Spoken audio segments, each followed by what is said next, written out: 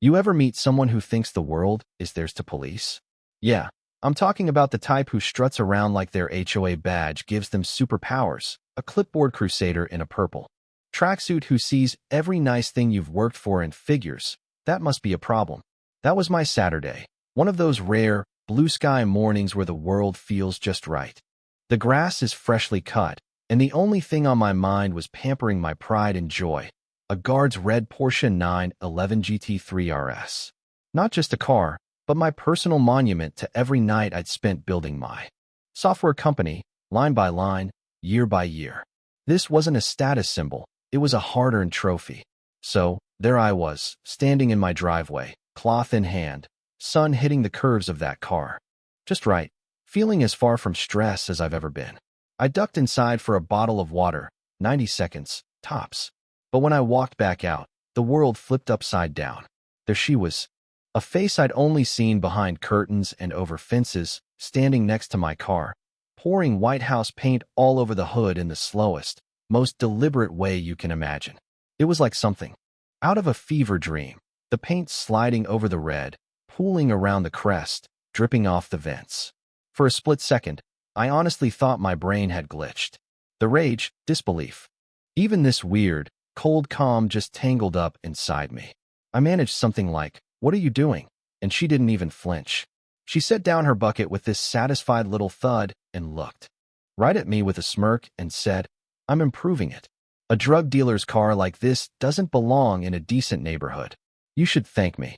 That's when it hit, a wave of racism so thick it almost buried the crime itself. Almost. And when I stepped closer, her smugness vanished and she suddenly turned on the drama, shrieking, "Don't come near me," pulling out her phone and dialing 911. With the speed of a world-class actress. Instantly, she was transformed. Gone was the vandal, and in her place was a trembling damsel in distress. She wailed into the phone, "There's a man threatening me in my driveway," with paint still wet on her hands. I knew better than to shout. I pulled my own phone and hit record, making sure I caught everything. The car, the paint, the whole scene. Seeing my phone only made her ramp it up. She screeched, "He's filming me. He's trying to intimidate me. He's a drug dealer. I think he has a gun." That word, gun, snapped every nerve in my body. Suddenly, my life wasn't just about a car anymore.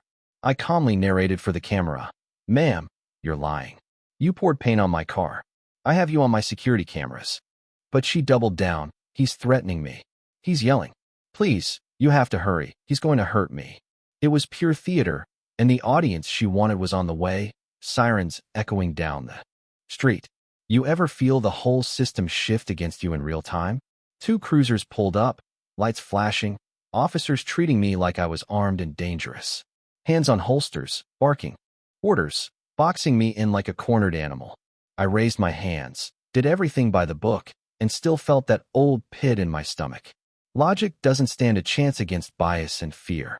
The older cop's eyes were cold, like he'd seen this play out before and already picked his role. His younger partner seemed less sure. His gaze bounced between me, the ruined Porsche, and the Karen, who by now was really putting on a show for the crowd. They separated us. The old cop never looked away as I explained, again, that I had video, security footage, and all the evidence they'd need. He made me walk toward him, hands on my head, right there in my own driveway while neighbors peeked from behind curtains. He cuffed me for everyone's safety. That's what they always say, right? Meanwhile, the young cop started looking closer, at the paint, the bucket, the splatters on her pants.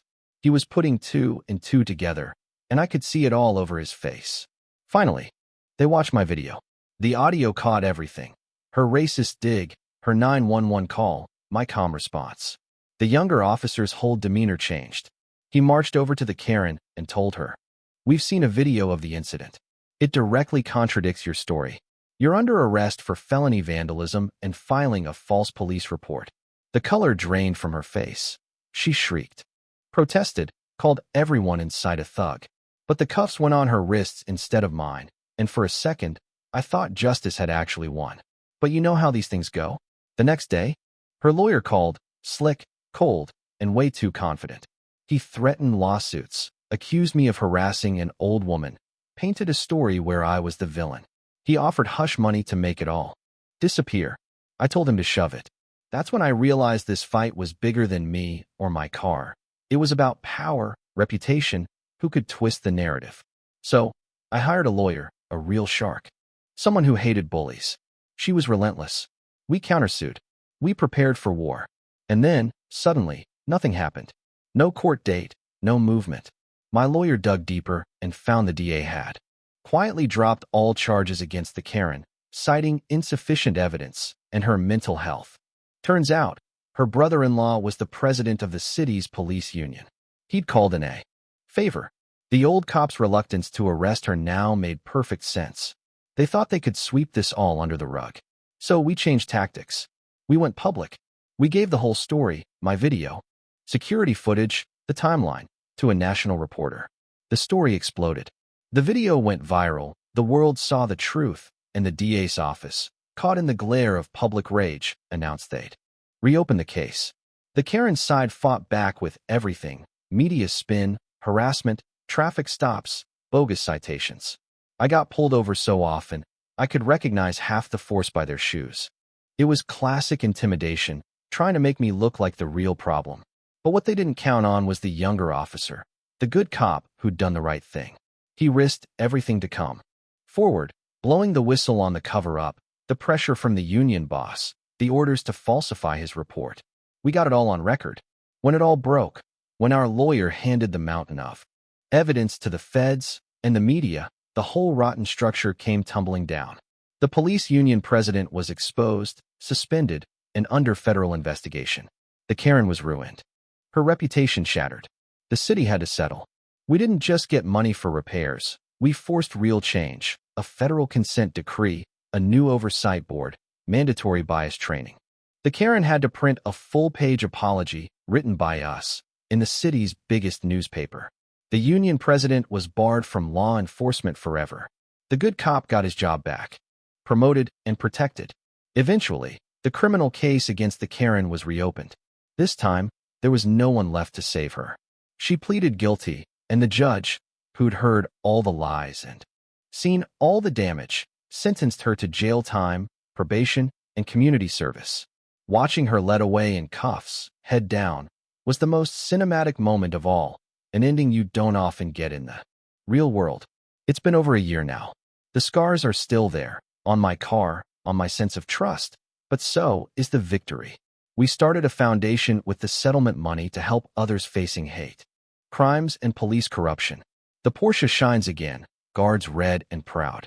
Sometimes, when I'm polishing the hood on a perfect Saturday morning, I catch myself waiting for the other shoe to drop. But then I remember, this story, my story, is proof that the truth can win, even if you have to fight like hell to make it happen. And that's the question I want to leave you with. In a world where power and privilege can twist reality, what does it really take for justice to win? Tell me, what would you have done in my shoes? Drop your thoughts below. Let's talk about it.